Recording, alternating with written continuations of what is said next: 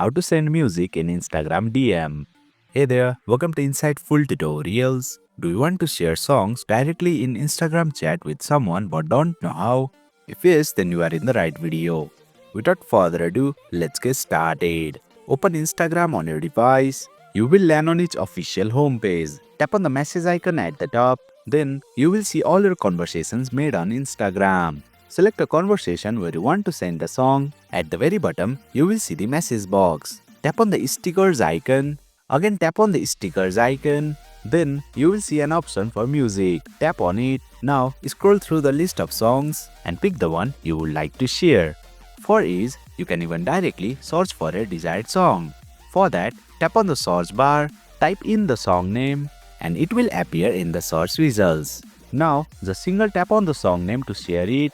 Then, that song will be shared instantly in the conversation. Please note that songs or music shared in Instagram DMs are limited to 30 seconds in duration. And there you have it. You have successfully learned how to send music in Instagram DM. That's it for today's video. If you found this video insightful, please don't forget to hit the like button and make sure to subscribe to our channel for more insightful tutorials.